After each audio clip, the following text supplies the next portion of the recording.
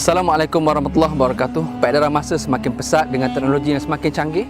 Tidak lupa juga dengan kealpaan manusia yang semakin hari semakin jauh daripada agama Allah. Bagaimana kita pada hari ini sebagai umat Nabi Muhammad SAW untuk terus memperkukuhkan tiang agama Islam dan kita melahirkan generasi yang beriman di kalangan anak muda kita.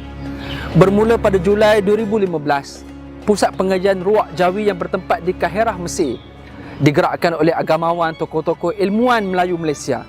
Kini sebanyak 130 kelas pengajian secara percuma diadakan setiap bulan bersama dengan ulama Al-Azhar.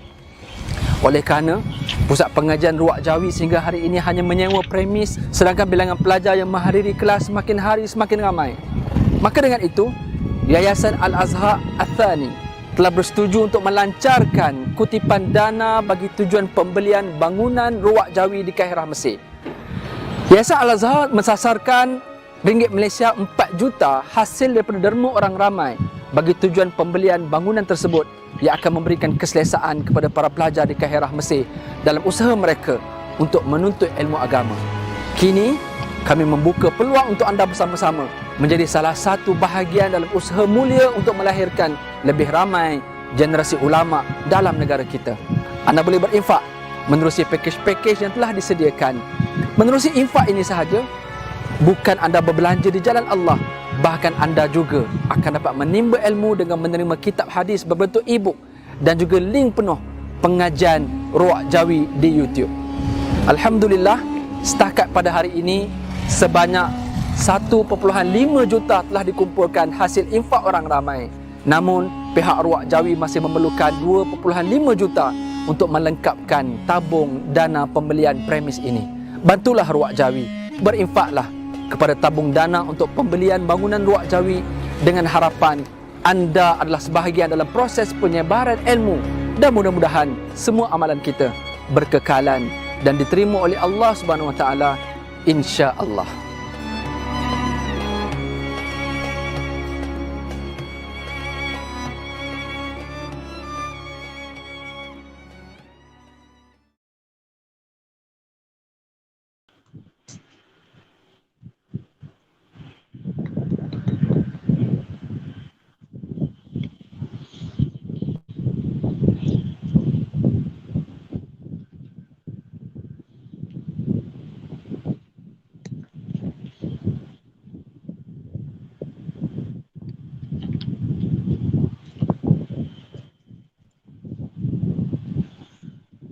إلى حضرة النبي المصطفى سيدنا محمد صلى الله عليه وآله وسلم، ثم إلى أرواح آبائه وآله وأصحابه الكرام، ثم إلى أرواح والدينا ومشايخنا ووالديهم وجميع المسلمين والمسلمات والمؤمنين والمؤمنات، وإلى روح مؤلف هذا الكتاب شيء لله ولهم الفاتحة. أعوذ بالله من الشيطان الرجيم. بسم الله الرحمن الرحيم. الحمد لله رب العالمين الرحمن الرحيم مالك يوم الدين إياك نعبد وإياك نستعين اهدنا الصراط المستقيم صراط الذين أنعمت عليهم غير المغضوب عليهم ولا الضالين. بسم الله الرحمن الرحيم. الحمد لله رب العالمين وبه نستعين على أمور الدنيا والدين، والصلاة والسلام على أشرف الأنبياء والمرسلين سيدنا ومولانا محمد وعلى آله وصحبه أجمعين. اللهم صل وسلم على سيدنا محمد محيي النفوس صلاة تسعدنا بها في جميع الدروس، وعلى آله وصحبه وبارك وسلم. سبحانك لا علم لنا إلا ما علمتنا إنك أنت العليم الحكيم، ولا حول ولا قوة إلا بالله العلي العظيم. رب اشرح لي صدري ويسر لي أمري واحلل عقدة من لساني يفقه قولي. اللهم علمنا فيتبعون أحسنه. ربنا آتنا من لدنك رحمة وهيئ لنا من أمرنا رشدا. صلى الله وسلم عليه وعلى آله والحمد لله رب العالمين. أما بعد.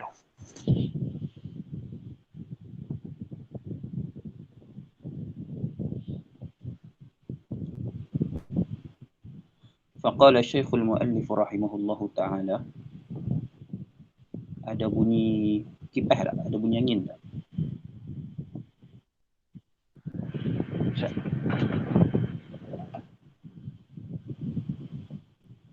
Tu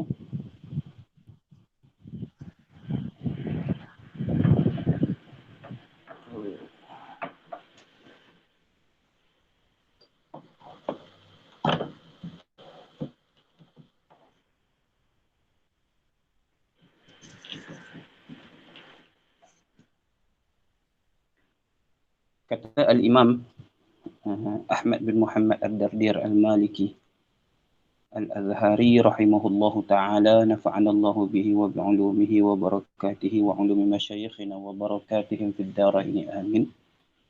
Qala wal wahidul ma'budul ahmad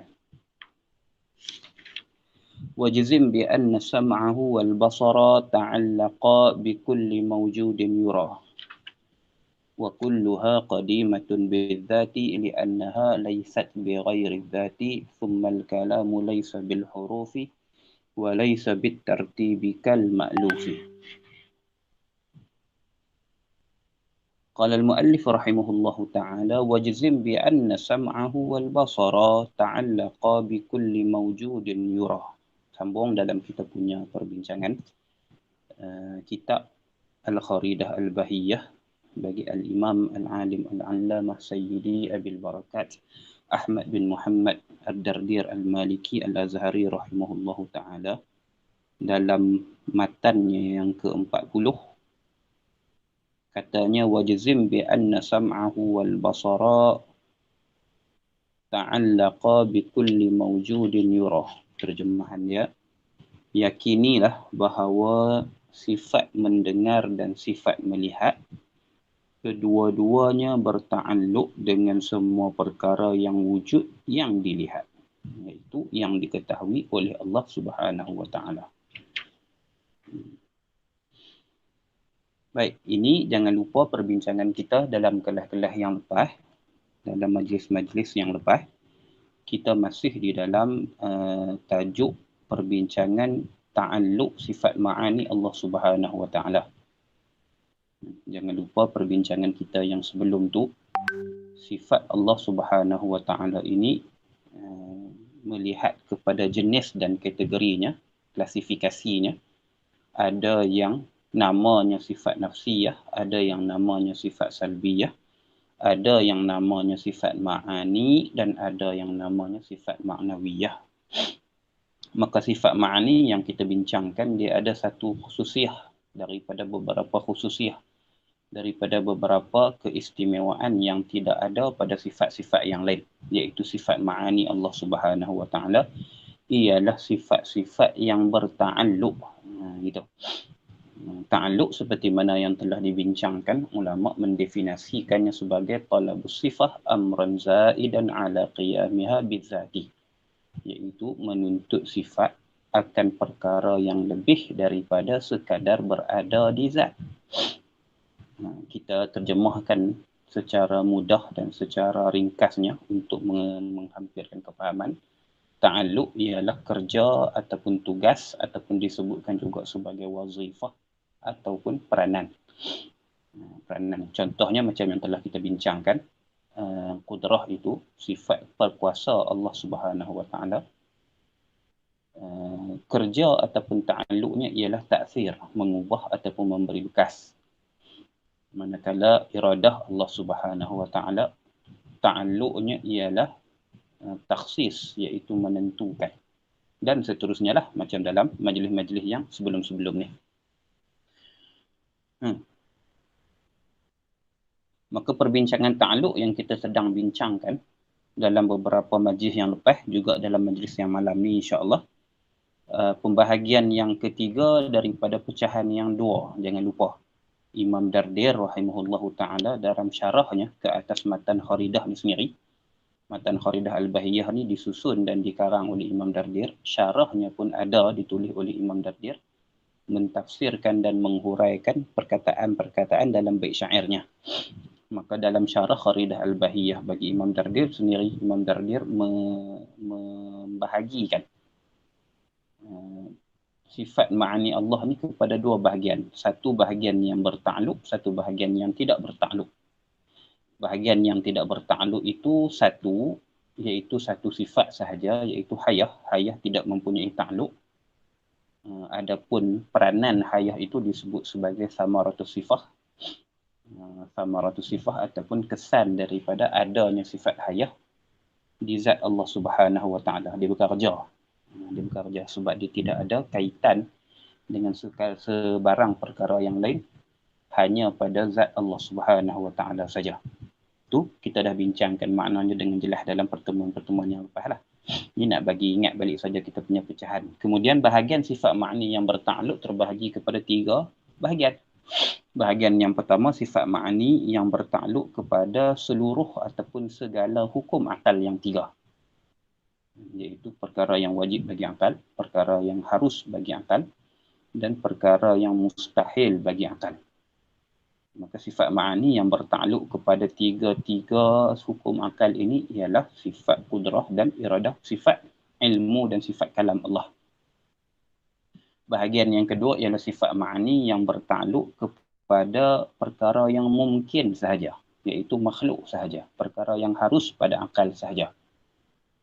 Maka sifat ma'ani yang bertakluk kepada perkara yang mungkin sahaja ini ialah sifat kudrah dan iradah.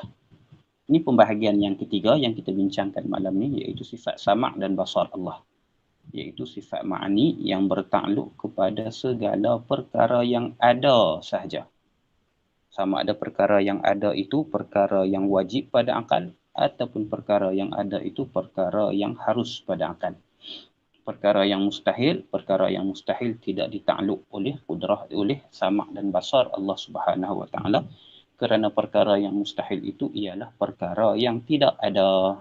Itu secara ringkasnya tempat letak ataupun kedudukan perbincangan kita malam ini mengikut huraian Imam Dardir rahimahullahu ta'ala. Baik. Wajzim bi anna sam'ahu wal basara ta'allaqa bi kulli mawjudin yurah. Terjemahannya, kalau kita direct terjemah daripada matan tanpa melihat kepada terjemahan yang disediakan dalam kitab tu, wajzim dan jazamlah dan yakinlah. Maklumlah jazam telah kita bincangkan dalam pertemuan sejak daripada awal kitab makna jazam, iaitu dengan makna yakin dengan dalil-dalil yang ada lah. Yakinlah dengan sepenuh-penuh hatinya, tanpa ada keraguan, tanpa ada syak dan tanpa ada sebarang kemusykilan, dengan dalil-dalil yang ada, bi anna sam'ahu wal basara, dengan bahawasanya sama'nya Allah, sifat dengar Allah itu ataupun sifat pendengar Allah, wal basara, dan sifat melihat ataupun sifat pelihat Allah itu. Alif pada kata basara itu alif itlaq dia panggil, alif yang diletakkan dalam syair untuk memastikan ra tu berbaris fathah. Alif itlaq dalam bab syair lah. Ta'allaqa, alif ta'allaqa tu alif tasniah, alif yang menunjukkan bahawasanya kata ganti nama dalam kalimah tersebut kembali kepada 2. Jadi alif tu alif ada makna lah. Ta'allaqa bertakluk keduanya. Saja kita sebut pasal nak bagi beza. Alif pada kata al-basara itu tak ada makna apa. Diletakkan di hujung bait syair dia panggil alif isba' ataupun alif itlaq, untuk memastikan huruf tersebut berbaris fathah. Jangan baca dengan basar. Dia kena baca dengan basara. Makna ada tak ada makna apa. Dia sekadar untuk membunyikan ataupun melantunkan bait syair ini dengan lantunan bahar ataupun alunan yang betul. Ta'allaqa, alif ta'allaqa tu ada makna lah. Ta'allaqa bertakluk keduanya. Alif tu alif dengan makna 2. Bertakluk keduanya, maksudnya bekerja keduanya. Bidang tugas kedua-duanya ini berhadap bikulli mawjudin yurah, dengan setiap mawjudin, setiap yang ada, yurah yang dilihat. Lazim bagi ada tu yang dilihat lah. Lazim bagi ada yang dilihat. Imam Dardir sendiri macam dalam terjemahan ni juga mentafsirkan makna yura itu dengan yu'lam, yang diketahui oleh Allah Subhanahu Wa Taala. Yura dengan makna yu'lama, ay ma'lumun lahu ta'ala, yang diketahui oleh Allah Subhanahu Wa Taala. Itu terjemahannya. Maka seperti mana yang kita bincangkan dalam sifat-sifat ma'ani yang lain, macam tu jugalah kita akan bincangkan sifat sama' dan basar Allah Subhanahu Wa Taala. Jangan lupa perbincangan sifat basar Allah telah kita bincangkan dalam tajuk yang lepas, tajuk sifat ma'ani. Sifat sama' dengan makna melihat sifat sama' dengan makna mendengar ataupun sifat pendengar Allah Subhanahu Wa Taala, dan sifat basar kita terjemahkan dengan sifat pelihat ataupun sifat melihat Allah Subhanahu Wa Taala. Kedua-dua sifat ini ialah sifat yang ada di zat Allah Subhanahu Wa Taala, yang dengan sama' dan basar Allah ini Allah melihat dan mendengar. Itu makna asasnya. Allah melihat dan mendengar akan segala perkara yang ada, ataupun dalam sebahagian kitab sebut akan segala perkara yang sah dilihat dan didengar oleh Allah Subhanahu Wa Taala. Ini ada di punya perbahasan dia lah dalam syarahan yang lebih panjang lebar. Dia akan membahaskan di antara maujud dengan masmu'at dan mubsarat. Tak apalah, kita ambil kesimpulan dia. Maka sifat sama' Allah Subhanahu Wa Taala dengan sifat pelihatnya ataupun dengan sifat melihatnya, dengan sifat sama'nya, dengan sifat basarnya, melihat segala perkara yang ada. Begitu juga Allah Subhanahu Wa Taala dengan sifat sama'nya mendengar segala perkara yang ada. Kerana telah kita bincangkan sebelum ini, perkara yang menyebabkan boleh dilihat dan boleh didengar itu ialah ada. Dia mesti benda yang ada. Dia mesti benda yang ada itu basic ataupun pentas dataran yang paling besar yang menjadi sebab kenapa dia boleh dilihat dan kenapa dia boleh didengar. Tanpa melihat kepada bantuan cahaya, tanpa merujuk kepada perantaraan udara dan sebagainya, untuk membolehkan sesuatu itu dilihat dan didengar, sekurang-kurangnya paling common, paling lekeh, paling minimum dia mesti ada. Manakala kita sebagai makhluk, Allah jadikan juga dengan sifat sama' dan basar yang baharu sebagai makhluk. Allah ikatkan pendengaran dan penglihatan kita dengan beberapa syarat. Dia panggil syarat adi lah, syarat yang bangsa adat. Hukum dunianya kalau tak ada cahaya, kita tak boleh lihat satu. Hukum dunianya kalau benda tu terlalu jauh, kita tak boleh tengok. Hukum dunianya kalau benda tu terlalu halus, kita tak boleh tengok. Walaupun dia ada. Jadi Allah letakkan syarat tu di dunia untuk pendengaran ataupun penglihatan yang baru. Macam tu juga dengan pendengaran, hukum yang Allah letakkan di dunia, undang-undang dunia ni, sunnah alam ni, kalau tidak dibantu dan tidak didokong oleh udara, maka suara itu tidak dapat dipindah.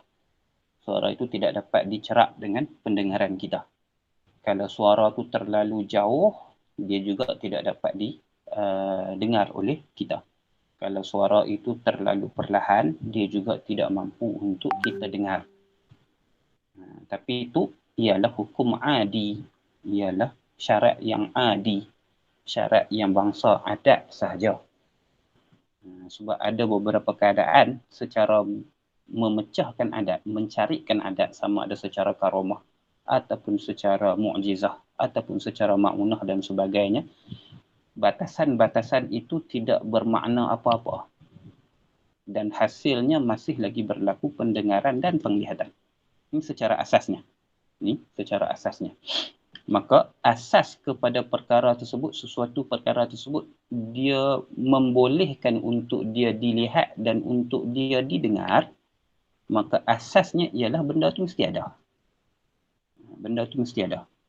Maka ini perkara asas. Semua kalau benda tu tak ada, maka dia tidak boleh didengar dan dia tidak boleh dilihat. Akal tidak menerimanya. Bukan adat tak terima tak. Bukan mencarikan adat tak. Dia mencarikan akal. Dia masuk dalam perkara yang mustahil. Benda tak ada. Benda tak ada diri. Maka mustahil pada akal untuk kita melihatnya. Benda tak ada diri. Benda sesuatu yang tiada, maka mustahil pada akal untuk kita mendengarnya ataupun untuk dia didengar. Sebaliknya, kalau dia ada, dia berada dalam lingkungan daerah ada, maka dia boleh didengar dan dia boleh dilihat. Belah kita makhluk, hukum alam di dunia ni, sunnah alam ni, maka dia perlukan syarat-syaratnya. Yang syarat-syarat tersebut kalau dilihat secara hakikatnya tidak ada sebarang nilai lah, melainkan dia merupakan sunnah Allah yang diperlakukan di atas dunia kita ni. Baik itu untuk kita lah. Tapi dia punya konsep dia sama dan boleh membantu kita memahami makna sifat pendengar dan sifat pelihat Allah Subhanahu Wa Taala. Maka sifat sama' dan sifat basar Allah bertakluk keduanya. Maksudnya bidang tugas keduanya, peranan kedua-duanya ialah mendengar dan melihat segala perkara yang ada. Segala perkara yang ada ini umum. Umum. Apa makna umum? Dia tidak mensyaratkan apa-apa melainkan dia ada. Satu, tidak kira sama ada dia benda yang wajib pada akal ataupun dia benda yang harus pada akal. Benda yang wajib pada akal ni maksudnya benda yang qadim. Benda yang sedia kala ada. Ataupun dia perkara yang harus pada akal. Dengan makna dia perkara yang makhluk lah. Kita cara bincang makhluk ataupun perkara yang mungkin. Tak bincang. Yang bincangnya dia ada. Satu. Yang keduanya, perkara yang ada tersebut tidak semestinya dia berjirim ataupun dia berketul untuk dia ada. Untuk dia dilihat. Tak semestinya dia mesti ada fizikal untuk dia dilihat. Begitu juga tak semestinya dia hanya suara untuk dia didengar. Dia lebih umum daripada tu. Suara masuk dalam kategori ada. Warna masuk dalam kategori ada.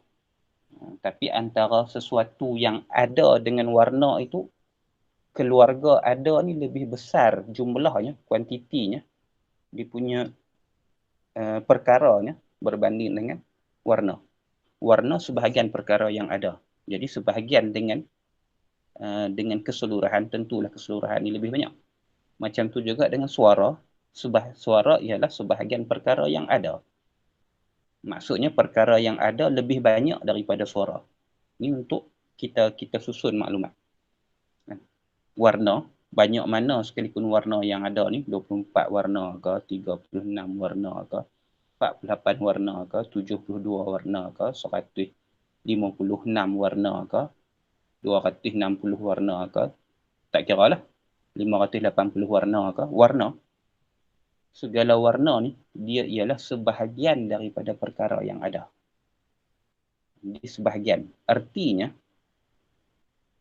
tiap-tiap warna itu ialah perkara yang ada, tetapi perkara yang ada itu tidak semestinya warna. Tiap-tiap warna ialah perkara yang ada, tetapi bukan semua yang ada itu ialah warna. Bukan semua yang ada itu ialah warna. Macam tu juga dengan suara. Suara, tak kira suara apa pun, dia ialah perkara yang ada. Dia ialah sebahagian perkara yang ada. Semua suara ialah sebahagian daripada perkara yang ada. Dia masuk dalam keluarga maujudat. Sebahagian. Dalam erti kata yang lain, maujudat, perkara yang ada itu lebih banyak daripada warna. Lebih banyak daripada warna. Jadi, maka tidak semestinya dia tu, benda tu, warna, tidak semestinya benda tu, suara, asalkan dia ada, maka dia dilihat dan didengar oleh Allah Subhanahu Wa Taala. Ini benda yang kita cuba nak sampaikan dan ringkaskan. Tak semestinya. Tak semestinya suara sahaja yang didengar oleh Allah Subhanahu Wa Taala. Bahkan Allah mendengar segala perkara yang ada, walaupun dia bukan suara. Walaupun dia bukan suara. Contoh kalau tok guru kita, tok guru tua kita, dia buat misal, benda yang ada depan mata dia lah. Contohnya macam baju. Baju ni ada tak? Ada. Maka kalau ada, Tuhan dengar. Dia buat misal mudah lagu tu dia. Suara ada tak? Ada. Maka suara Tuhan dengar. Okeylah. Kita biasalah dengan konsep dengar suara ni. Kemudian ada. Apa lagi benda yang ada? Baju. Diri baju. Kain ni lah. Kain yang dibentuk dalam bentuk tertentu yang kita namakan sebagai baju. Ada. Maka Tuhan dengar. Warna baju ada. Ada warna baju ada. Maka Tuhan dengar. Sebahagian guru dia buat misal lain. Dia kata bunyi motor tu Tuhan dengar. Bunyi motor tu. Bunyi exhaust tu lah. Bunyi exhaust tu Tuhan dengar. Diri exhaust tu. Diri exhaust tu pun Tuhan dengar. Macam tu juga dengan lihat. Baju ni Tuhan lihat tak? Lihat. Pasal dia ada. Warna baju Tuhan lihat tak? Lihat. Pasal dia ada. Pasal dia ada. Suara Tuhan lihat tak? Lihat. Pasal dia ada. Dia tidak membataskan kepada hanya warna dan juga sesuatu yang berbentuk, sesuatu yang berjisim untuk membolehkan Tuhan lihat. Asalkan dia perkara yang ada, maka Tuhan lihat. Maka pendengaran dan penglihatan Allah Subhanahu Wa Taala tidak terbatas kepada sesuatu maujudat yang khusus, sesuatu perkara yang ada yang khusus. Bahkan pendengaran dan penglihatan Allah Subhanahu Wa Taala bertakluk secara umum kepada setiap perkara yang ada. Ini kita dah bincang dah dalam sifat samak dan sifat basar Allah dalam bab yang sebelum ni, bab sifat ma'ani. Cuma kita nak ulang balik supaya kita dapat konsep dah. Kemudian Allahumma salli ala sayyidina Muhammad. Apakah yang dimaksudkan dengan perkara yang ada? Perkara yang ada secara mudahnya ialah setiap yang dicerap dengan deria kita untuk meletakkan sesuatu tu ada dalam makna kita, sesuatu yang baharu tu ada dalam makna kita, ialah dia merupakan perkara yang dicerap dengan sebarang deria kita. Dengan setiap deria kita. Benda yang kita tengok dengan mata kita, dampak, dicerap dengan pandangan mata, dia ada. Zat sesuatu, baju ni lah. Kain yang dijahit dan disusun dalam bentuk yang khusus. Nama dia baju, tak panggil seluar ni. Kalau yang jenis pakai di kaki tu nama dia seluar. Kain jugalah. Boleh juga kain ni buat seluar dengan jahitan dan bentuk yang tertentu. Boleh juga kain ni buat lebay dengan jahitan dan susunan bentuk yang tertentu. Boleh juga kain ni buat sapu tangan, sarung tangan dengan jahitan dan susunan yang tertentu. Jadi kain ni lah, kita kata baju ni lah. Baju ni merupakan sesuatu yang ada sebab kita boleh tengok. Macam tu juga dengan warna yang ada di baju. Warna yang ada di baju, warna yang ada di lebay, warna yang ada di janggut, warna yang ada di kulit, warna yang ada pada dinding, warna yang ada pada lantai dan sebagainya. Maka dia juga perkara yang ada, dia juga maujud kerana dia dicerap dengan pandangan mata. Ini maksudnya kategori ada. Kemudian apa perkara yang dicerap dengan telinga kita, makhluk? Suara. Maka dia masuk dalam kategori yang ada. Apa perkara yang kita cerap dengan deria hidu kita? Bau. Bau wangi, bau busuk, bau macam-macam lah.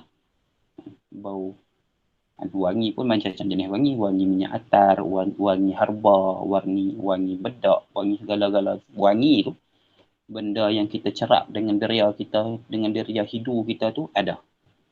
Tu masuk dalam perkara yang ada. Rasa, kecap, pengecap. Kalau bahasa orang tu sebut kecap. Kita sebut rasa lah. Benda yang dikecap dengan deria rasa kita, dengan lidah kita.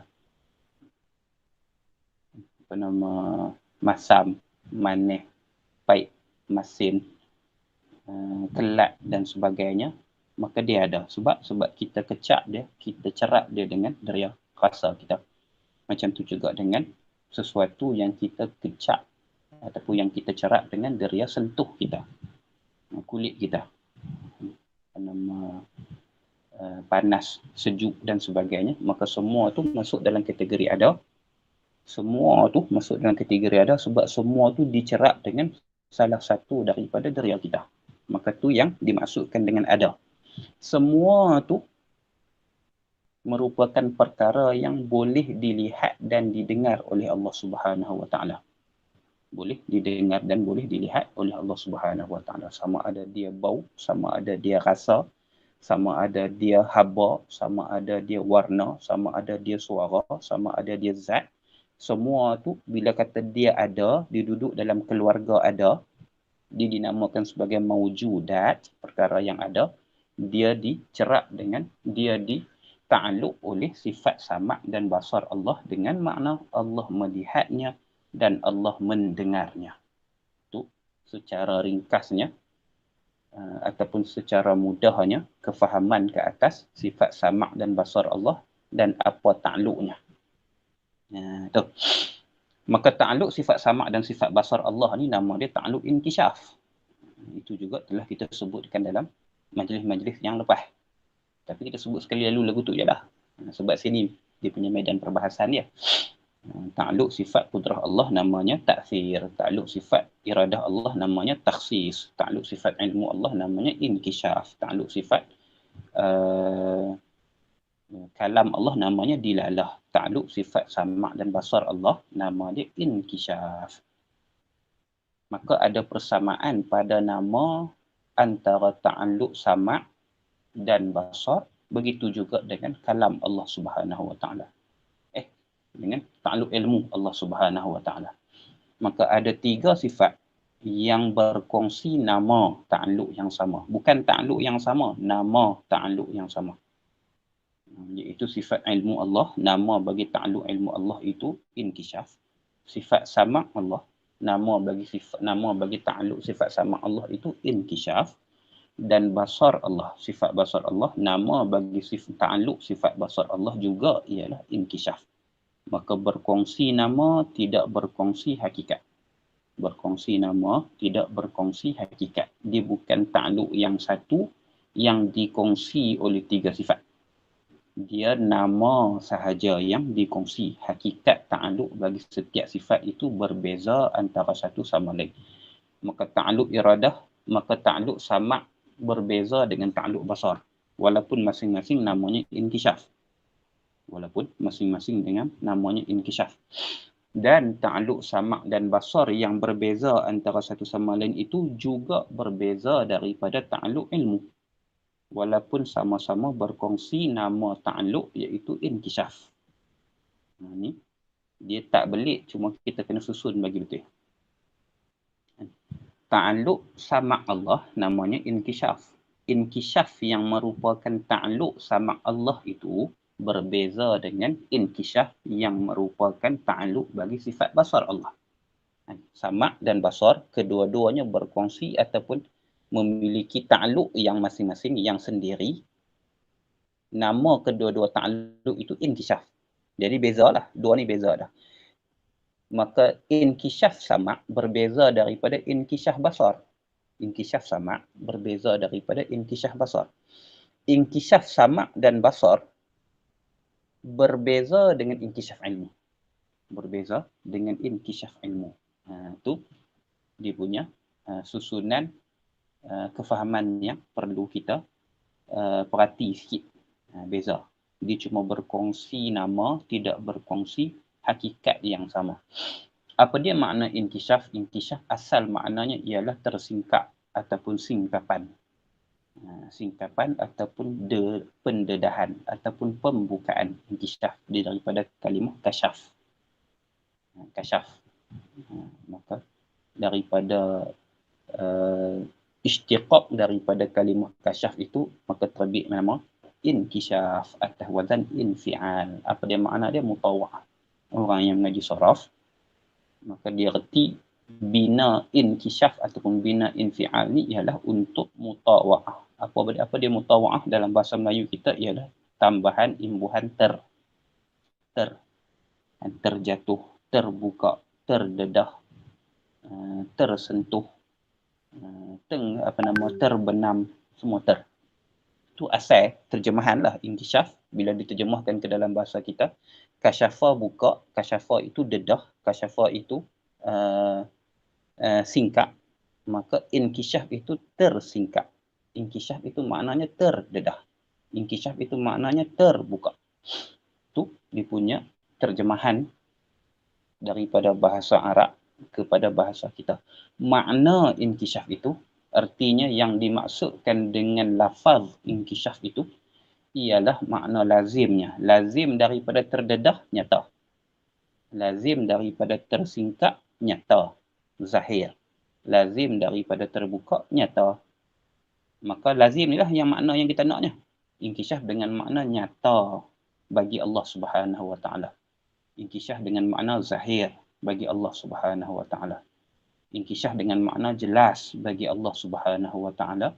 Maka kalau kita pasang makna ni kepada sifat sama' dan basar Allah, dia akan bunyi macam ni.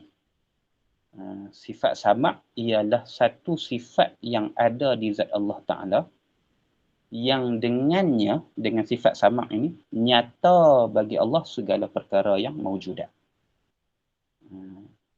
Macam tu juga dengan Allah. Sifat basar ialah satu sifat yang ada bagi Allah Subhanahu wa taala yang dengannya, dengan sifat basar itu, nyata bagi Allah segala perkara yang mawjudat. Ilmu satu sifat yang ada di zat Allah Subhanahu wa taala yang dengan ilmu Allah itu maka nyatalah segala perkara bagi Allah Subhanahu wa taala. Itu kalau kita letakkan dalam ayat kefahaman. Kalau kita letakkan dalam ayat kefahaman kita. Gitu. Maka bila kita faham inkishaf itu maknanya nyata, maka tidak timbullah satu iskal ataupun satu waham tentang makna mendengar dan melihat bagi Allah. Mendengar dan melihat bagi Allah bukanlah dengan makna mendengar dan melihat seperti mana yang kita faham dalam penggunaan bahasa kita di dunia. Dalam penggunaan bahasa kita harian. Kita, bila kita sebut kata mendengar, ialah reja telinga kita, alat. Anggota tubuh kita, reja telinga, yang dalamnya Allah letakkan quwwah, satu kemampuan untuk mencarap suara.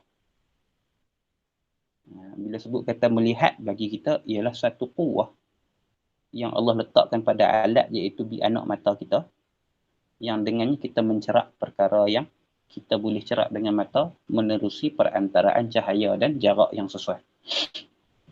Dan beberapa syarat yang lain lah, seperti mana kemampuan kita yang terbatas ni, yang Allah letakkan batas kepada kemampuan kita ni. Maka mendengar dan melihat bila dinisbahkan kepada Allah, seperti mana yang disebutkan dalam Quran dan dalam hadis dan dalam kalam ulama dan dalam kalam sesiapa pun, bila Allah sebut kata innallaha sami'un alim, innallaha sami'a tahawurakuma, Allahu sami'allahu liman hamidah. Bila kita dalam sembahyang kita kan, sami'allahu liman hamidah, telah mendengar oleh Allah akan orang yang memujinya. Itu makna bila kita i'tidal tu. Kita bangun daripada rukuk, sami'allahu liman hamidah. Apa makna sami'allahu liman hamidah? Telah mendengar oleh Allah akan mereka yang memujinya. Akan mereka yang memujinya. Mendengar dekat situ dengan makna nyata bagi Allah pujian tersebut melalui sifat sama' dia. Melalui sifat sama' dia. Bila sebut kata Allah melihat, bila sebut kata Allah melihat,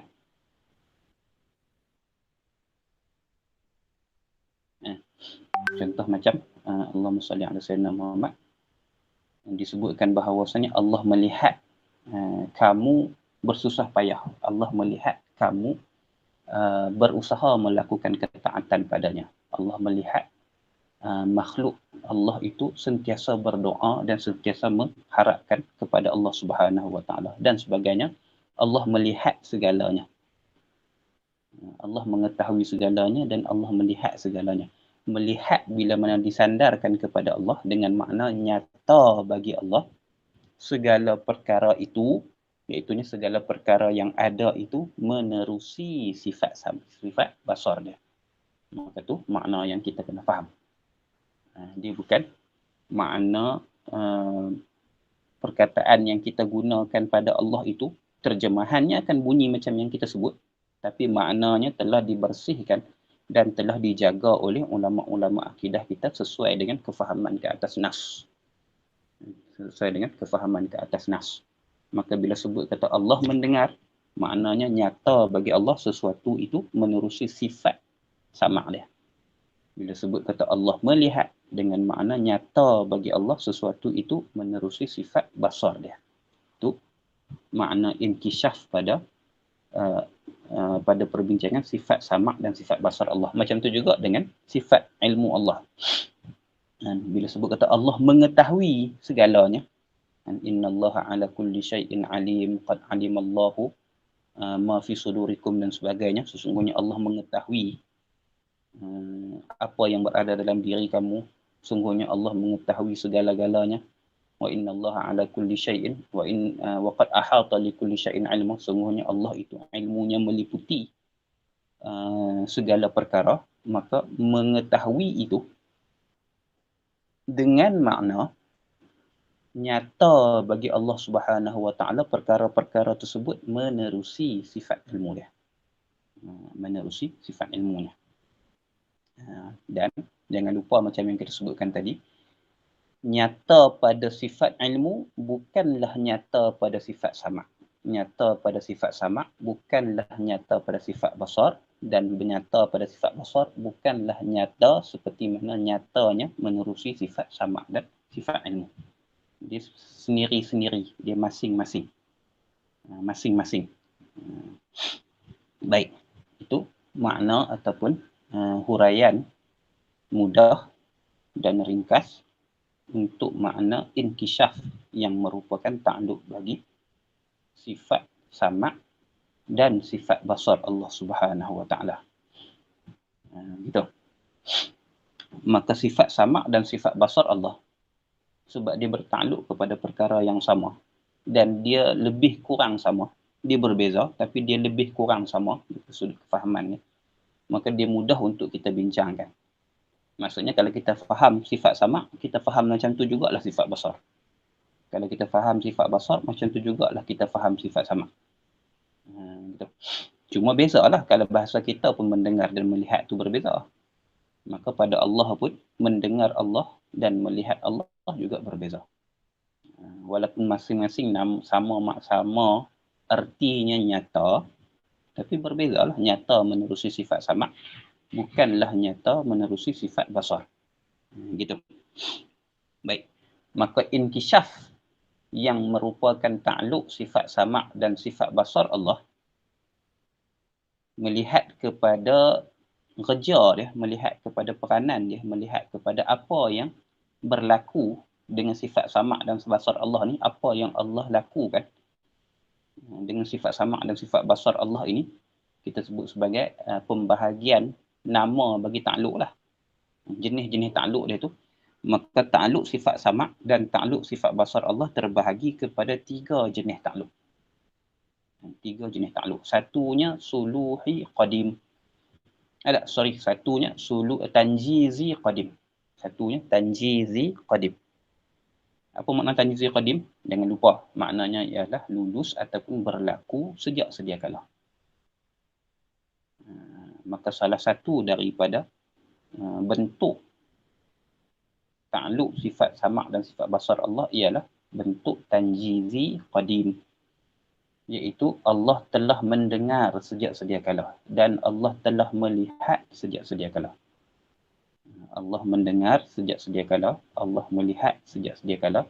Yang kalau kita tukar kepada bahasa yang lebih tepat dengan maknanya, tapi tak sedap sebutlah, cuma lebih tepat maknanya, telah nyata menerusi sifat sama'nya sejak sedia kala dan telah nyata menerusi sifat basarnya sejak sedia kala. Apa dia benda yang nyata sejak sedia kala? Melihat dan mendengar perkara-perkara yang telah ada sejak sedia kala. Melihat dan mendengar akan perkara-perkara yang telah ada sejak sedia kala. Tuhan mendengar perkara-perkara yang ada yang qadim. Tuhan mendengar dan Tuhan melihat perkara-perkara yang ada, perkara-perkara qadim yang ada. Gitu. Allah Subhanahu wa taala mendengar dan melihat akan segala perkara qadim yang ada. Apa dia benda qadim yang ada? Zat Allah. Maka Allah telah melihat zatnya sejak sedia kala. Dan Allah telah mendengar zatnya sejak sedia kala. Macam mana boleh dengar zat Allah? Jangan. Sebab tu kita kata mendengar dan melihat bila dinisbahkan kepada Allah dengan maksud nyata. bagi Allah itu menerusi sifat samaknya dan menerusi sifat basarnya akan zat Allah Subhanahu Wa Taala. Akan zat Allah Subhanahu Wa Taala. Macam tu juga dengan sifat-sifat ma'aninya. Sifat ma'ani Allah itu ada, maka Allah mendengar sifat ma'aninya sejak sedia kala dan Allah melihat sifat ma'aninya sejak sedia kala. Bagi sing, bagi tenggelam sat makna tu, bagi terendung, bagi terdapat sat. Sebab itulah perkara yang ada sejak sedia kala dan Allah bertakluk kepada perkara yang ada sejak sedia kala dengan namanya, dengan jenis takluk inkisyaf yang tanjizi qadim. Tanjiziyun qadimun, iaitu telah berlaku, telah lulus, telah terjadi sejak sedia kala. Apa dia yang berlaku, apa dia yang terjadi sejak sedia kala? Mendengar dan melihat. Tengok benda apa? Tengok benda hak ada. Kalau benda hak tak ada, kita tak tengok lagi lah. Kita law ni kita ada lah. Waktu azali dulu bukan ada, Tuhan tak nampak lah. Tuhan tak tengok dan Tuhan tak dengar. Pasal waktu tu kita bukan ada, law Tuhan tengok dan Tuhan lihat lah. Tuhan lihat dan Tuhan dengar. Tapi sejak sedia kala, waktu di azali tu, sejak azali tu, Tuhan tak dengar dan Tuhan tak lihat kita sebab kita tak ada pada waktu tu. Apa yang ada waktu tu? Zat Allah yang ada. Sifat ma'ani Allah yang ada. Maka zat Allah dan sifat ma'ani Allah lah yang dilihat dan didengar oleh Allah menerusi sifat sama' dan sifat basarnya. Sifat salbiah tak? Sifat salbiah bukan ada. Sifat salbiah bukan ada. Apa nama qidam Allah? Apa makna qidam Allah? Tak terima ada. Tak terima mula. Tak terima mula. Ketiadaan permulaan bagi zat Allah. Maka tiada mula tu bukan ada. Maka Tuhan tak dengar sifat qidam Allah dan Tuhan tak lihat sifat qidam Allah. Nafsiyah sama juga. Sifat wujud Allah bukan ada. Allah tu ada. Ni selalu sebahagian guru selalu buat teka-teki lah untuk kita fikir. Allah tu ada. Allah tu ada, ya. Allah bersifat dengan wujud. Tapi sifat ada bukan ada. Sifat ada bukan ada. Maksudnya sifat ada itu tidak dapat dilihat dan tidak dapat didengar. Tidak dapat dicerap dengan deria. Maka sifat nafsiyah dia tak ada. Sifat nafsiyah bukan dalam kategori ada. Maka dia tidak ta'alluq oleh sifat sama' dan basar Allah. Maka dia tidak dilihat oleh Allah dan dia tidak didengar oleh Allah. Maka yang ni raja mendengar dan melihat dengan makna nyata. Raja mendengar dan melihat yang berlaku menerusi sifat sama' dan basar Allah ini berlaku sejak azali, sejak qadim lagi. Maka nama dia tanjizi qadim. Tanjizi qadim. Kita ni Tuhan boleh lihat tak? Tanpa melihat kepada masa. Tanpa melihat kepada sama ada kita ada ke tak. Boleh kan? Tuhan boleh tengok kita. Walaupun kita tak ada lagi. Contoh macam cucu kita. Lah tak ada lagi lah cucu kita. Tapi Tuhan boleh tengok tak? Boleh kan? Syarat dia ada. Maka boleh tengok tu. Boleh tengok tu pun takluk. Sama' dan basar juga. Maka boleh tu nama dia suluhi qadim. Suluhi qadim. Patut ataupun boleh sesuai sejak sedia kala. Suluhi patut padan lah. Kalau ayah dia sekam dalam kitab kita ada sebut patut padan. Patut ataupun padan lah. Cuma dia letakkan sekali. Patut, tafsir bagi makna patut tu padan. Dipanggil muradif, kalimah seerti. Patut padan. Kita sebut patut padan. Patut yakni padan. Qadim sejak sedia kala. Tuhan boleh melihat kita dan Tuhan boleh mendengar kita. Bila masa boleh tu? Sejak Tuhan bersifat dengan sama' dan basar. Bila Tuhan bersifat dengan sama' dan basar? Sejak sedia kala. Jadi boleh tu pun sejak sedia kala. Maka nama dia suluhi qadim. Suluhi qadim. Sopa kita lah. Qayuk yang berada di kedai. Tak beli lagi. Duduk di kilang lagi. Baru buat dah, baru siap dah. Packing pun tak lagi, coding pun tak lagi apa dah, baru siap dah. Boleh tak bubuh beras dalam tu? Boleh. Bila masa boleh bubuh beras dalam tu? Sejak dia sempurna. Sejak dia sempurna lah. Jadi semenjak kewujudan dia, dia sah dimasukkan beras dalam tu. Walaupun antara dia dengan beras tu lokasi dia langit dan bumi. Tapi boleh. Cerita pasal boleh. Cerita pasal boleh. Gitu. Itu makna dia suluh. Itu makna dia suluh.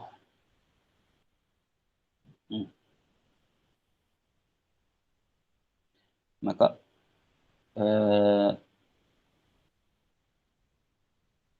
nisbah kepada makhluk-makhluk ataupun perkara-perkara yang bakal ada, perkara-perkara yang bakal ada ataupun perkara-perkara yang baharu ada, maka Allah boleh melihatnya dan Allah boleh mendengarnya. Boleh melihat dan boleh mendengar ini nama ta'alluqnya ataupun jenisnya, nama dia, jenis ta'alluq dia, nama dia suluhi qadim.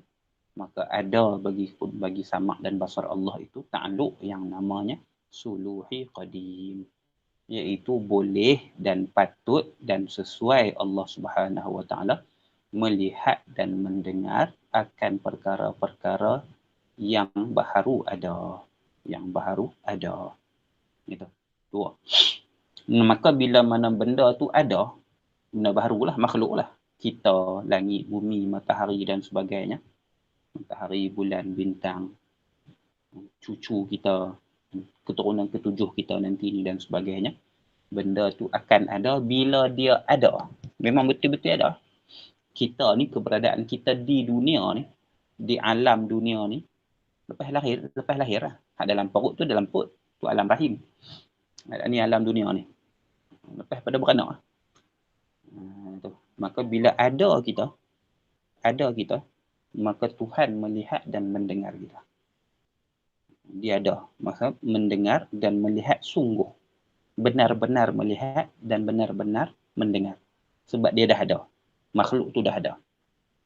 Maka perbuatan ataupun fungsi kerja mendengar dan melihat sungguh ni, sebab makhluk tu dah ada, nama dia tanjizi hadis. Nama dia tanjizi hadis. Iaitu lulus yang baharu. Lulus yang baharu. Ataupun telah berlaku yang baharu. Bila masa tanjizi hadis, tak samalah. Orang yang umur dia 30 tahun tak sama dengan orang yang umur dia 20 tahun. Tak samalah, bergantung kepada setiap benda yang ada tu lah. Seseorang umur dia 30 tahun. Seorang umur dia 30 tahun. Maka telah 30 tahun lah Tuhan melihat dan mendengarnya secara tanjizi hadis. Seseorang lagi umur dia 25 tahun. Maka setelah 25 tahun lah jangka masa Tuhan melihat dan mendengarnya secara tanjizi hadis. Secara tanjizi hadis. Gitu.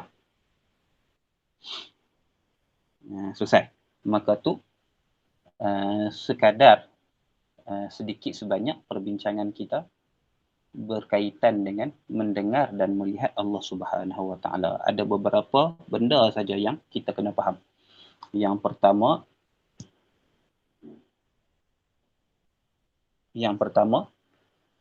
Allahumma salli ala sayyidina Muhammad. Makna mendengar dan melihat bila mana dinisbahkan kepada Allah, makna dia inkishaf. Makna dia inkishaf dengan makna nyata. Iaitu bila kita sebut kata Allah melihat akan Zaid, contohnya, maknanya, i'tiqad kitanya, keyakinan kitanya, ialah telah nyata bagi Allah Subhanahu Wa Taala menerusi sifat samaknya dan menerusi sifat basarnya akan Zaid. Akan Zaid yang ada. Itu makna dia. Maka pada diri Zaid itu, sebelum daripada adanya, maka Tuhan mendengar dan melihat secara suluhi qadim. Sebelum dia ada. Tuhan mendengar dan melihat diri Zaid sebelum daripada adanya, sebelum daripada keberadaannya, melihat secara suluhi qadim. Melihat secara suluhi qadim. Maksudnya, boleh Tuhan lihat dia dan boleh Tuhan dengar dia. Cuma tak dengar lagi dan tak lihat lagi. Pasal dia tak ada lagi. Bila mana dia ada wujud di dalam dunia ni, maka Tuhan mendengarnya dan Tuhan melihatnya secara tanjizi hadis. Secara tanjizi hadis. Adapun zat Allah Subhanahu Wa Taala dan sifat-sifatnya yang wujudi, iaitu sifat ma'ani, maka Tuhan melihatnya dan Tuhan mendengarnya secara tanjizi qadim, iaitu sedia kala dilihat dan sedia kala didengar oleh Allah Subhanahu Wa Taala menerusi sifat pelihat dan sifat pendengarnya, iaitu sifat sama' dan sifat basarnya. Gitu. Kemudian katanya wa kulluha qadimatun bizzati li'annaha laysat bighairi zati. Ini penghujunglah. Dua bait yang terakhir ni, bait yang ke-41 dan bait yang ke-42 ni dipanggil taznib ataupun khatimah bagi bab. Hujung dah. Lepas benda ni nak masuk tajuk baru dah. Wa kulluha qadimatun bizzati li'annaha laysat bighairi zati.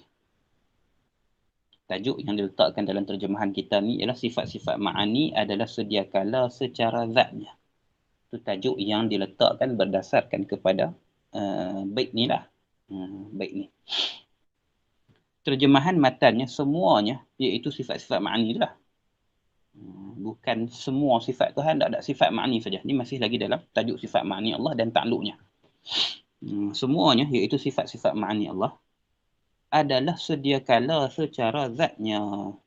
Kerana ia, apa dia itu ia, iaitu sifat-sifat ma'ani Allah ini bukanlah wujud tanpa zat Allah Ta'ala. Itu maknanya secara terjemahan. Baik. Di hujung perbincangan kita dalam bab ni, sebelum kita masuk dalam perbincangan dalam penutup bab kita ni, perlu kita maklumi bahawasanya perbincangan ataupun perbahasan ta'alluq bagi sifat ma'ni Allah ini masuk dalam kategori fardu kifayah. Ini sebutlah. Masuk dalam kategori fardu kifayah. Maksudnya tak wajib fardu ain. Payahlah ta'alluq ni. Setiap satu sifat tu ada yang ta'alluq suluhi, ada yang ta'alluq tanjizi. Tanjizi pula ada hak qadim, ada hak hadis. Ada hak 2 ta'alluq saja, ada hak 3 jenis ta'alluq saja, ada hak 1 ta'alluq saja, payah. Lepas tu pula nama satu-satu pula lah. Perbincangan dan perbahasan tentang ta'alluq sifat ma'ani masuk dalam ilmu fardu kifayah. Dia bukan fardu ain. Dia bukan fardu ain. Maksudnya kalau tak faham pun tak berdosa. Tapi kalau faham lebih baiklah. Dia lebih mendekatkan kefahaman kita dan lebih mencerahkan kefahaman kita, makrifah kita kepada Allah Subhanahu Wa Taala. Macam konsep fardu kifayah yang lain lah. Cumanya dalam bab akidah ni sama juga dengan bab fiqh pun, kalau tak ada orang yang menguasai perbincangan dan perbahasan fardu kifayah ini, contohnya perbincangan tentang ta'alluq ni, maka berdosa satu kawasan. Jadi kena ada lah orang yang menguasai perbincangan dan juga perbahasan ta'alluq sifat ma'ani ni. Jadi kalau kita secara individualnya, kita secara peribadinya payah. Lebih-lebih lagi kalau orang yang baru pertama kali mengaji, payah. Dia mungkin perlu 2 kali pengajian, 3 kali pengajian baru dia boleh susun maklumat tu dalam diri dia. Tak apa, jangan bimbang. Jangan susah hati, dia bukan wajib fardu ain. Dia wajib fardu kifayah. Dia masuk dalam ghawamid ilmul kalam. Dia masuk dalam perkara-perkara yang rumit, perkara-perkara yang dalam perbincangan ilmu akidah. Itu. Tapi nama pun fardu kifayah. Hukum belajar dia, kalau kita belajar dia dapat pahala wajib. Dapat pahala wajib. Fardu kifayah kan? Dapat pahala wajib kalau kita belajar lah. Tapi kalau kita tak belajar dia dosa tak ada. Selagi mana telah ada orang yang telah melunaskan tuntutan fardu kifayah ini. Lagi pula fardu kifayah dalam bab akidah dia punya ruang kawasan dia lebih besar daripada ruang kawasan fardu kifayah dalam bab fiqh. Fardu kifayah dalam bab fiqh, maksudnya mesti ada orang yang menguasai permasalahan tu, permasalahan fiqh yang sebegitu, yang masuk dalam kategori fardu kifayah ni, dalam jarak sehari semalam perjalanan. Dalam jarak sehari semalam perjalanan. Maksudnya kena ada seorang sekurang-kurangnya yang menguasai bab tu. Yang menguasai bab tu. Sehari semalam perjalanan ni maksudnya sehari perjalanan, bukan sehari semalam, sehari perjalanan. Maksudnya kalau kita keluar lepas subuh tu, berjalan kaki dengan perjalanan yang normal, tak laju sangat, tak pelan sangat, dengan langkahan yang sederhana. Waktu rehat, waktu semayang, waktu makan. Kita boleh pi tara mana. Kemudian patah balik ke rumah kita sebelum terbenam matahari. Maka jarak tu dari kalau rumah kita ni 4 arah tu lah. 4 arah tu. Jarak tu mesti ada seorang yang menguasai permasalahan fardu kifayah dalam bab fiqh. Permasalahan fardu kifayah dalam bab fiqh. Kena ada seorang sekurang-kurangnya. Kalau tidak, berdosa habis satu kawasan tu. Berdosa habis satu kawasan tu dalam bab fiqh. Dalam bab akidah, dia lebih jauh. Sebab syubhah dalam bab akidah ni, dia lebih sedikit dan jarang timbul berbanding dengan syubhah dalam bab fiqh. Maka dalam bab akidah, dia dalam jarak masa musafir. Dalam jarak masa musafir. Iaitu dalam, kita kata dalam lingkungan 89 ataupun 90 km tu. Daripada rumah kita, 90 km tu, daripada rumah kita, jarak 90 km tu kena ada seorang sekurang-kurangnya yang menguasai perbahasan, contohnya perbahasan tentang ta'alluq sifat ma'ani ni, kena ada seorang. Bolehlah 90 km jauh. Silat-silat langkah negeri 90 km. Hujung Perlis sampai masuk Kedah tak 90 km lagi. Itu. Jadi dalam keempat arah dia. Maka untuk bab fardu kifayah dalam bab akidah, dia lebih ringan sikit lah berbanding dengan bab fiqh. Dan benda tu makul. Maksudnya kita boleh terima pada akal kita. Kita boleh terima. Sebab permasalahan fiqh lebih banyak berbangkit berbanding dengan permasalahan akidah setempat. Ini masuk jugalah dalam bab fardu kifayah, iaitu bab ta'alluq. Maka perlu ada seorang sekurang-kurangnya yang menguasai dan memahami perbahasan tentang ta'alluq ini, sebab dia merupakan fardu kifayah dalam jarak masa 2 marhalah. Dalam jarak 2 marhalah. Kena ada seorang. Jadi kalau kawasan kita tu, rumah kita tu, kita yang menguasai bab ni. Kita yang boleh bab ni. Maka lepaslah tuntutan fardu kifayah daripada 90 km keliling kita, keliling rumah kita 90 km tu lepaslah. Sebab kurang-kurangnya dah ada kita.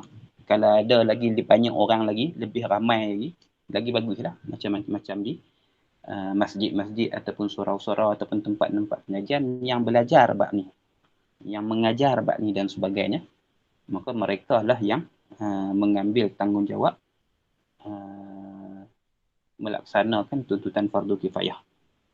Sebab tu pentinglah. Sebab tu penting. Dia kena ada rasa, kena kenal erti nilai dia tu. Tak boleh nak malu lah maksudnya. Tak boleh nak malu, tak boleh nak rasa kecil diri, tak boleh nak rasa orang lain lebih bagus di sisi dunia. Tak.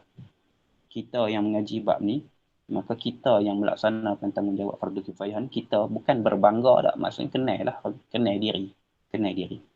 Yang kan orang mengaji apa? Mengaji benda biasa-biasa aja, tak. Kita mengaji benda besar, fardu kifayah. Katanya duk mengaji di masjid, mengaji gitu-gitu ya. Mengaji lebih kurang tu, tak. Kena bangga. Bukan bangga lah maksudnya. Bangga dengan erti kata baik lah. Bangga dengan makna kena rasa bertuah dan kena rasa syukur pada Allah Subhanahu Wa Taala yang memberikan kita peluang untuk mengaji Benda hak fardu kifayah, hak fardu ain tak boleh bangga, semua orang kena. Salah tak salah tu nombor dua, dia tak mengaji, salah dia adalah fardu ain. Tak ni hak fardu kifayah ni. Kena ada rasa syukur yang lebih kepada Allah Subhanahu Wa Taala. Sebab Allah Subhanahu Wa Taala lah yang memberikan kita kemudahan, masa, kesihatan, kesediaan dan sebagainya yang membolehkan kita belajar bab ni.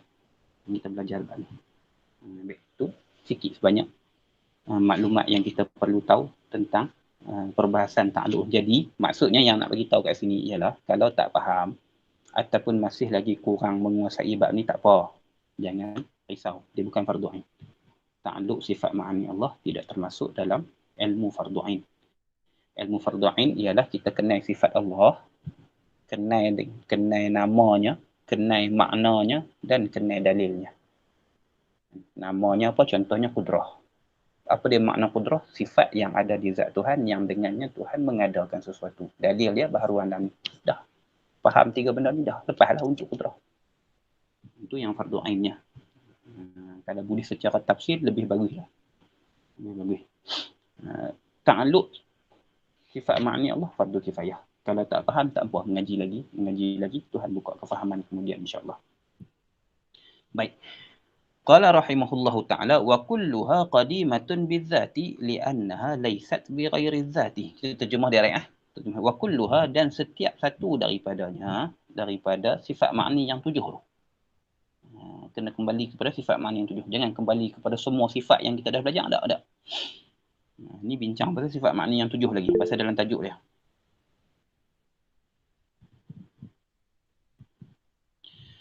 Wa kulluha qadimatun bidzati, dan setiap satunya daripada sifat ma'ni yang tujuh ni, tujuh tu lah. Maksudnya kalau kita nak pintah cakap kita, dan setiap tujuh sifat ini, gitulah. Dan setiap tujuh sifat ini qadimatun bidzati, sedia kala adanya di zat Tuhan. Sedia kala adanya di zat. Itu. Maksudnya dia qadim. Satu perbincangan. Li'annaha laysat bighairi dzati. Kerana bahawasanya ia setiap tujuh sifat ma'ani Allah ni, laysat bighairi dzati, bukanlah selain zat. Bukanlah selain zat. Bukanlah selain zat dengan makna dia tidak terpisah dan tidak terasing daripada zat. Dia tidak terpisah dan tidak bercerai daripada zat. Dia ada di zat Allah Subhanahu Wa Taala. Ni penghujung ni. Dia kena kembali kepada pasal apa Imam Dardir letakkan maklumat ataupun kenyataan ni dalam kitab dia ni. Sebab sini menolak Imam Dardir nak menjagakan kita, nak memberitahu kepada kita di sana ada aliran-aliran pemikiran dalam Islam yang tidak memahami seperti mana kefahaman Ahlus Sunnah wal Jamaah dalam bab ni. Dalam bab ni artinya dalam bab sifat ma'ni, bukan dalam bab ta'alluq, dalam bab sifat ma'ni. Bab ni bincang tentang sifat ma'ni. Bincang tentang sifat ma'ni. Sebahagian firqah, sebahagian aliran dalam pemikiran Islam, bukan Ahlus Sunnah wal Jamaah, mengatakan bahawasanya tidak ada sifat ma'ani di zat Allah Subhanahu Wa Taala. Contoh yang paling terkenal ialah golongan Mu'tazilah. Mereka menafikan wujudnya sifat ma'ani. Jangan silap faham. Mereka tidak menafikan Allah Subhanahu Wa Taala itu berkuasa.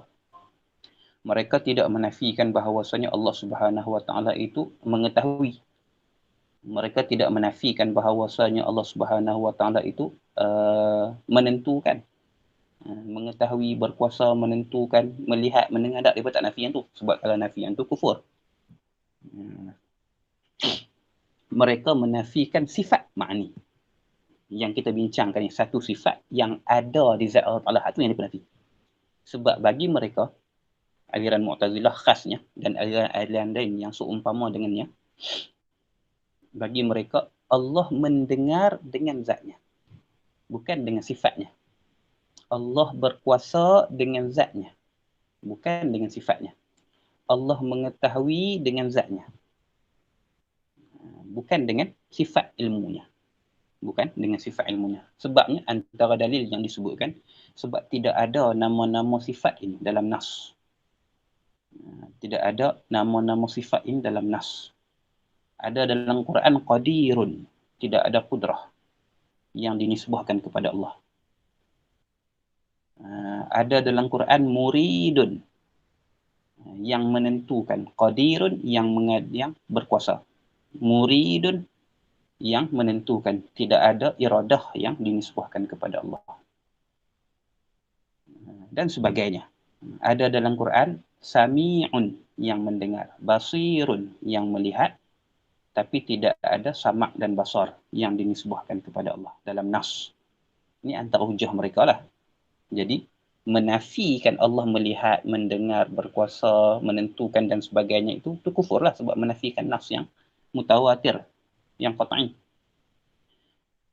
Gitu. Tapi menafikan sifat ma'ni ini secara khasnya dia khilaf.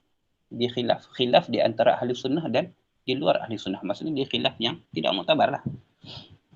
Dia khilaf yang kalau seseorang ikut pendapat macam ni, dia bukan ahli sunnah wal jamaah.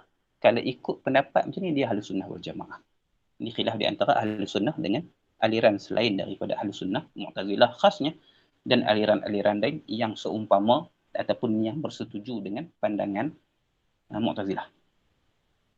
Jadi itu antara alasan ni pula. Sebab tidak ada kudrah, tidak ada iradah, tidak ada samak, tidak ada basar, tidak ada hayat yang dinisbahkan kepada Allah Subhanahu Wa Taala, kepada Allah secara khusus. Nisbah tak ada. Yang ada Tuhan yang melihat, Tuhan yang mendengar, Tuhan yang berkuasa, Tuhan yang menentukan. Jadi dia ambil faham daripada situ, kata mereka, ni mereka ni bukan ahli sunnah wal jamaah, ni mereka kata. Dia ambil faham daripada situ.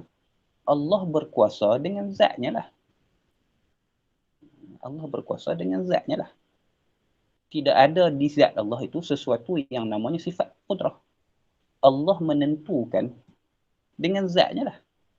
Tidak ada di zat Allah sesuatu yang namanya sifat iradah. Macam itu juga Allah berkuasa dengan Allah melihat dengan zatnya lah. Tidak ada sesuatu di zat Allah itu yang namanya sifat basar. Allah mendengar dengan zatnya. Tidak ada di zat Allah itu sesuatu yang namanya sifat sama. Apa kata? Satu. Antara hujahnya lagi, Allahumma salli ala sayyidina Muhammad. Kalaulah ada sifat-sifat yang wujudi ni, seperti yang kamu dakwa ahli sunnah, dia pun tak sebutlah ahli sunnah tu masing-masing mendakwa dirinya ahli sunnah wal jamaah. Kita cuba buat perbualan tu lah. Kalaulah seperti mana dakwaan kamu, iaitu ada sifat yang namanya kudrah, iradah, samak, basar, kalam dan sebagainya di zat Allah Subhanahu Wa Taala, dan sifat itu wujudi, maka dia akan menyebabkan banyak qadim.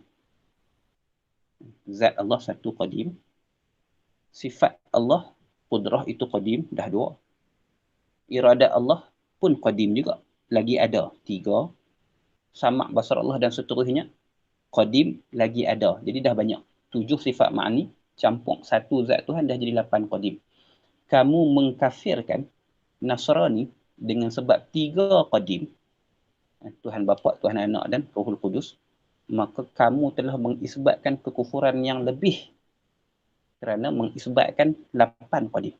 7 sifat ma'ni, 7 sifat ma'ni dan juga satu zat Tuhan. Ini antara hujah mereka.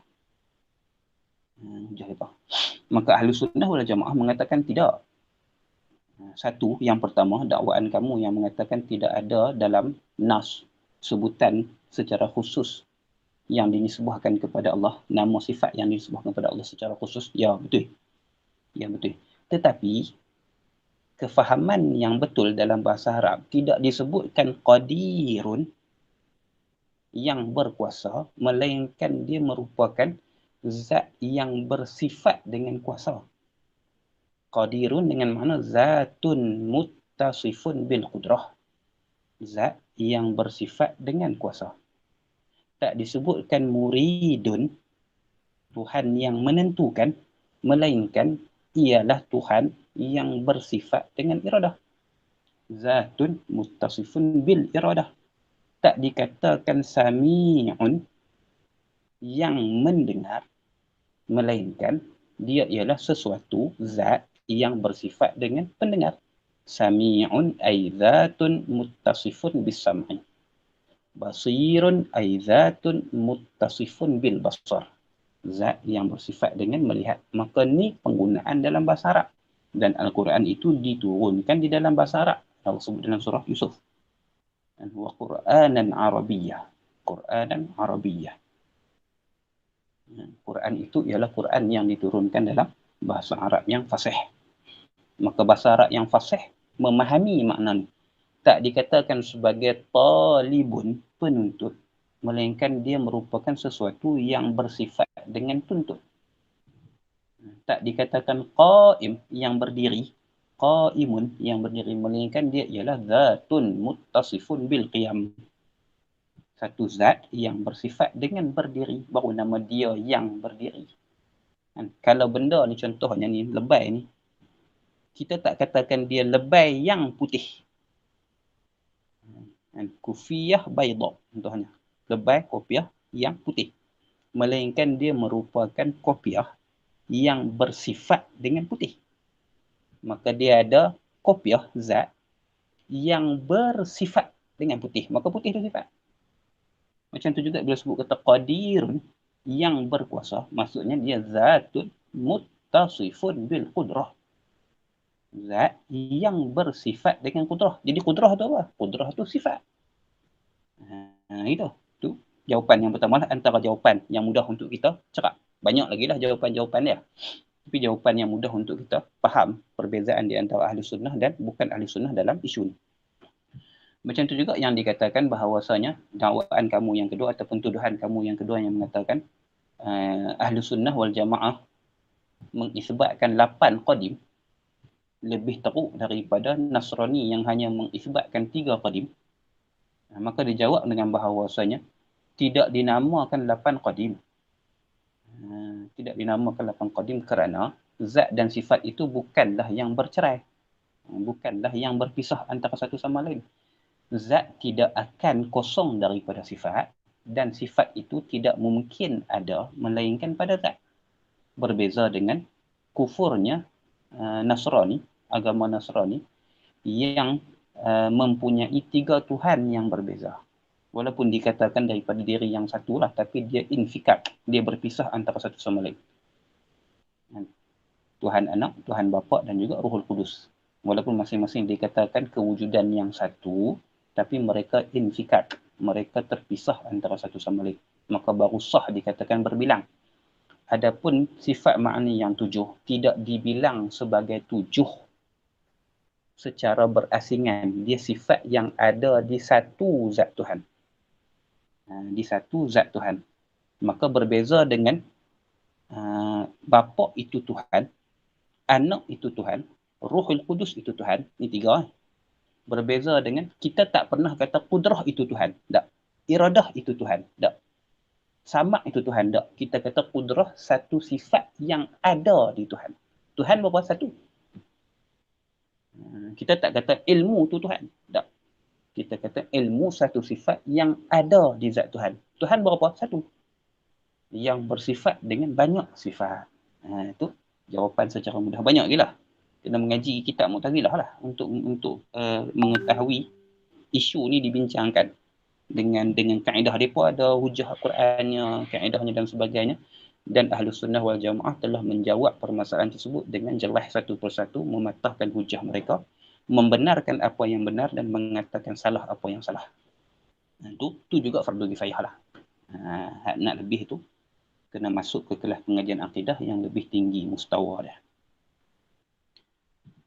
Maka mazhab Ahlus Sunnah wal Jamaah, sifat-sifat ma'ani Allah ni sungguh pun dia ada, tapi dia ada di zat Allah. Dia ada di zat Allah.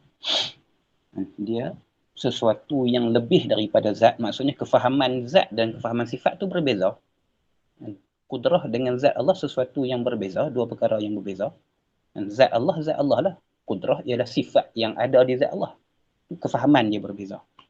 Bukan realitinya terpisah, tak. Kefahaman yang berbeza. Macam kita faham putih dengan lebay. Dia dua benda yang berbeza. Lebay tu zat, putih tu sifat yang ada di zat. Maka dia kefahaman yang berbeza. Dia zaidah alaiha. Dan qa'imatun biha, yang ada di zat. Sifat ialah sesuatu yang ada di zat, lazimatul laha luzuman la yaqbalul infikak. Yang senantiasa ada di zat, tidak terpisah sama sekali. Tidak terpisah dan tidak bercerai sama sekali. Ini maksud ataupun konsep sifat ma'ani di sisi ahli sunnah wal jamaah. Sifat yang wujudi, yang ada di zat Tuhan, bukan zat, tapi tidak terpisah dengan zat. Itu yang Imam Dardir sebut, li'annaha laysat bi ghairi zati. Kerana bahawasanya ia, tujuh sifat ma'ani ini, laysat bi ghairi zati, bukanlah selain zat. Bukanlah selain zat dengan makna tidak terpisah dari zat. Annaha la tanfakku anha, la tanfakku an az-zati. Dia tidak terpisah daripada zat. Jadi kita kalau kita mengaji peringkat yang lebih tinggi, kita akan jumpa kalam Imam Al-Asy'ari, Imam Abu Hasan Al-Asy'ari yang masyhur. Anna sifata la huwa wa la ghairaha wa la hiya ghairuh. La huwa wa la hiya ghairuh. Sifat Allah Subhanahu wa taala ini la huwa, bukanlah zat. Sifat Allah bukan zat, sebab mafhum sifat dan mafhum zat ialah mafhum yang berbeza. Kita boleh bezakan mana satu zat, mana satu sifat. Warna di baju contohnya. Kita boleh beza yang mana baju ataupun yang mana warna. Walaupun secara waqi', kita tak boleh bezalah. Pada pandangan mata kita tengok benda yang sama. Kita tengok zat baju dan kita tengok warna baru, tapi warna baju, tapi secara kefahamannya kita boleh beza yang mana warna, yang mana baju, yang mana warna, yang mana lebay dan sebagainya. Maka zat dan sifat mafhum dia berbeza. Maka la huwa, maka Imam Abu Hasan Asy'ari kata anna sifata la huwa, sifat bukanlah zat, wala hiya ghairuh, wala hiya ghairuh, dan bukanlah zat, bukanlah sifat itu selain zat. Tadi kata bukan zat, ni bukan selain zat lah. Bukan selain zat dengan maksud la yanfakku aniz zat, dengan makna tidak terpisah dan tidak bercerai tanggal daripada zat. Dia bukan sesuatu yang terasing daripada zat. Kefahamannya berbeza, tapi sifat itu berada di zat. Dan tidak ada satu zat tanpa sifat. Yang kata zat mesti bersifat. Itu dimaksud wala hiya ghairuh. Itulah yang dihuraikan oleh ulama-ulama yang datang selepas daripada Al-Imam Abu Hasan Al-Asy'ari. Imam Abu Hasan Al-Asy'ari ni banyak kalam-kalam dia ringkas-ringkas, pendek-pendek. Kena mengaji banyak, kena tengok syarahan banyak baru faham dia kata apa. Dia kata al-wujud ain mawjud. Itu contohnya lagi lah masyhur. Al-wujud ainul mawjud. Ada tu diri benda hak ada. Maksudnya ada dengan benda hak ada tu hak itulah. Itu pun panjang perbahasan dia. Kita tinggalkan daripada awal bab lagi. Pasal benda tu kalau bincang buat pening kepala saja. Dia kena mengaji syarah kalam dia. Baru faham. Habis. Maka secara ringkasnya, Imam Ad-Dardir rahimahullah ta'ala cuba memberitahu kepada kita bahawasanya akidah Ahlussunnah wal Jamaah, sifat ma'ani yang 7 ini, dia ada di zat Tuhan. Dia sifat satu. 7 ma'ani ini ialah sifat satu, dan sifat ini berada di zat Allah Subhanahu wa taala, tidak bercerai tanggai. Tidak bercerai tanggai, tidak terpisah. Ini akidah Ahlussunnah wal Jamaah. Maka tak timbul isu ta'addudul qudama, tak timbul isu berbilang qadim dan sebagainya, sebab kita tak pernah sabitkan kudrah itu Tuhan. Yang kita i'tiqad Allah bersifat dengan kudrah. Allah bersifat dengan kudrah. Sebab tu tak kufurlah orang yang menafikan sifat ma'ni. Dengan makna ni, Mu'tazilah tak kufur sebab bukan menafikan nas yang sahih, bukan menafikan nas yang sarih, bukan menafikan nas yang nyata sebut kudrah itu sifat Tuhan, tak ada. Yang boleh timbul khilaf ni pun pasal tak ada nas yang nyata tu lah. Semua firqah yang ada dalam Islam, sama ada ahli sunnah ataupun selain ahli sunnah, sepakat dan setuju bahawasanya Allah Maha Kuasa. Setuju. kufur siapa yang nafikan Allah Maha Kuasa. Cuma sebahagian firqah selain ahli sunnah mengatakan Allah berkuasa dengan zatnya. Manakala ahli sunnah wal jamaah mengatakan Allah berkuasa dengan sifat kudrahnya. Itu saja beza dia. Itu saja beza dia. Maka sifat ma'ani pada kita ahli sunnah wal jamaah macam yang Imam Dardir sebut, dia ialah sifat. Maksudnya dia bukan zat. Kefahaman sifat dengan kefahaman zat ialah kefahaman yang berlainan. Satu, dia ialah sifat dan dia ada di zat Allah Subhanahu Wa Taala dan dia tidak berpisah dan terlerai berasingan daripada zat Allah. Dia sentiasa di zat Allah Subhanahu Wa Taala. Ini pegangan ahli sunnah wal jamaah. Thummal kalamu laysa bil hurufi wa laysa bit tartibil ma'lu kal ma'lufi. Kemudian kalam itu laysa bil hurufi wa laysa bit tartibil kal ma'lufi. Ini di hujung lagi lah daripada perbincangan bait yang ke-41 tu. Tapi kita dah lajak masa ni. Kita kena berhenti dulu. InsyaAllah kita sambung minggu depan. Kita habiskan bab ni. Kemudian kata summal kalamu laysa bil hurufi wa laysa bit tartibi kal ma'lufi.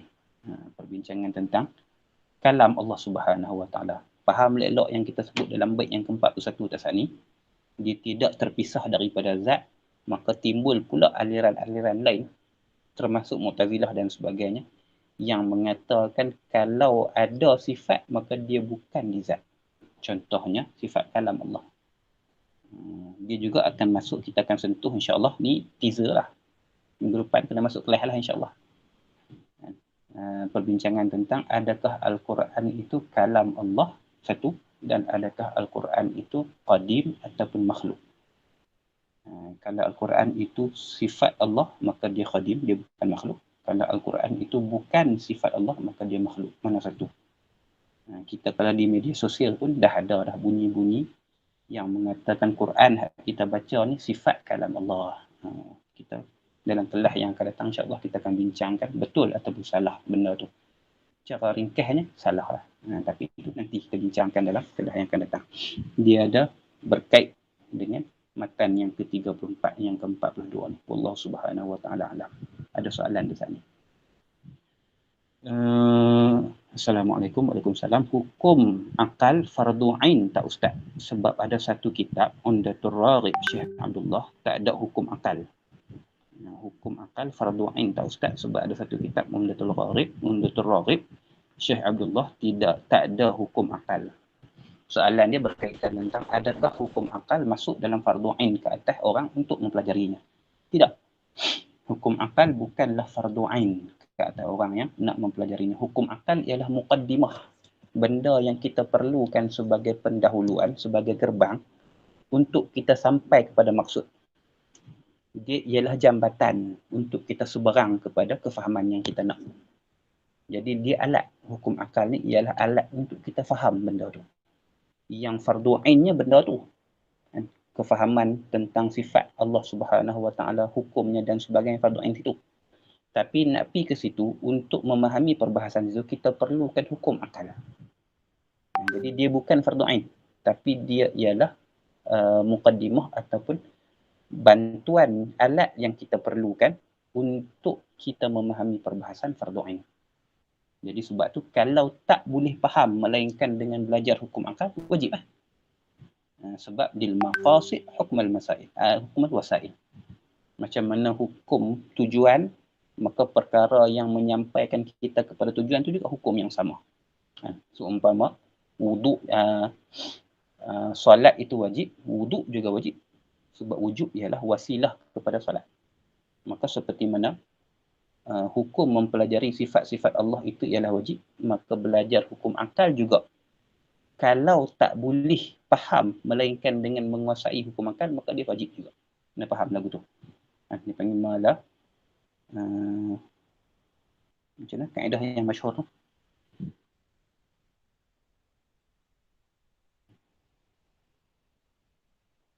Sesuatu yang tak sempurna wajib melainkan dengan dia, maka ia wajib tu. Barakallahu fikum. Ma la yatimu wajib illa bihi fahuwa wajibun. Lama tak sebut. Lama tak ngajak usul fiqh. Kaedah-kaedah ni. Lupa.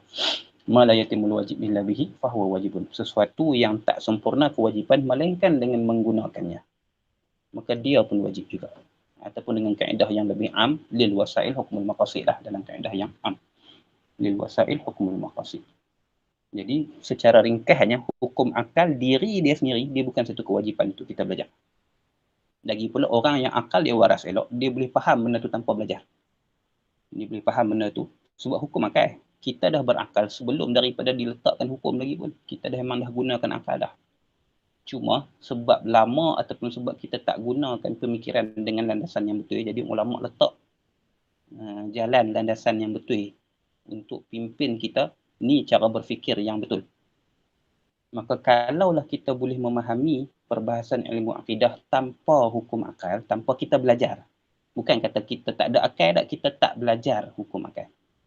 Kalau boleh faham elok, tak ada masalah apa. Lepas fardu ain, maka tak wajib belajar hukum akal. Tapi kalau tak boleh, tak lepas, sangkut untuk kita faham fardu ain, tu sangkut. Nak faham tak lepas pi. Nak genggam fardu ain tu tak lepas. Melainkan dengan kita kena belajar ilmu hukum akal, maka wajib belajar ilmu hukum akal. Itu yang dimaksudkan dengan lil wasail hukmul maqasid. Jadi, diri belajar ilmu hukum akal itu tak wajib.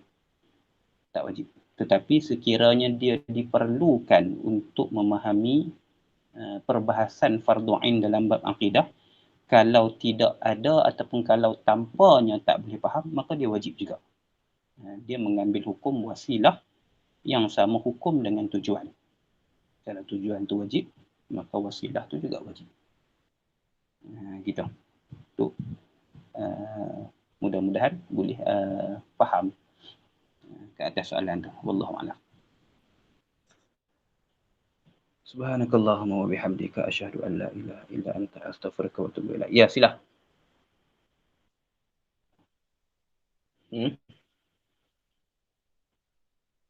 Sifat ta'alluq sifat ma'ni. Perbahasan tentang ta'alluq sifat ma'ni yang fardu kifayah. Sifat ma'ni itu fardu ain, masuk 13 dan dia masuk dalam 20. Yang fardu kifayahnya ialah ta'alluq sifat ma'ni. Perbahasan tentang ta'alluq, maksudnya ta'alluq qudrah ada 3 ataupun ada 7 ataupun ada berapa belah. Ta'alluq iradah ada berapa, ada suluhi ke, ada tanjizi ke, tu perbincangan tentang tu. Macam kita bincang malam ni, sifat sama' dan basar ada 3 ta'alluq. Ada tanjizi qadim, ada suluhi qadim dan tanjizi hadis. Tanjizi dengan suluhi itulah. Yang tu merupakan perbahasan dalam ruang lingkup fardu kifayah. Dia bukan fardu ain. Adapun belajar i'tiqad lah, adapun beriktikad bahawasanya Allah ada sifat sama' dan basar, itu wajib. Itu yang Imam Sanusi sebut dalam awal matan Jauharah dia, yajibu ala kulli mukallafin an ya'rifa 20 sifatan lillahi azza wa jalla. Wajib ke atas orang Islam yang mukallaf untuk ma'rifah sifat 20 Allah Subhanahu wa taala. Maka kewajipan ma'rifah 20 sifat atas qaul yang masyhur ataupun 13 ikut kitab kita ni, itu fardu ain atas tiap-tiap mukallaf. Yang kita sebutkan fardu kifayah ialah perbahasan tentang ta'alluq bagi sifat ma'ni. Dia masuk dalam kategori fardu kifayah. Itu. Habis. Wallahu a'lam. Jadilah. Subhanakallahumma wa bihamdika asyhadu an la ilaha illa anta astaghfiruka wa atubu ilaik. Allahumma salli afdhala salatin ala as'adil makhluqati ka sayyidina Muhammadin wa ala alihi wa sahbihi. لما عدد معلوماتك ومداد كلماتك كلما ذكرك الذاكرون وغفل عن ذكرك الغافلون. اللهم صل أفضل صلاة على أسعد المخلوقات كسيدنا محمد وعلى آله وصحبه وسلم عدد معلوماتك ومداد كلما ذكرك الذاكرون وغفل عن ذكرك الغافلون. اللهم صل أفضل صلاة على أسعد المخلوقات كسيدنا محمد وعلى آله وصحبه وسلم عدد معلوماتك ومداد كلماتك كلما ذكرك الذاكرون وغفل عن ذكرك الغافلون صلى الله وسلم عليه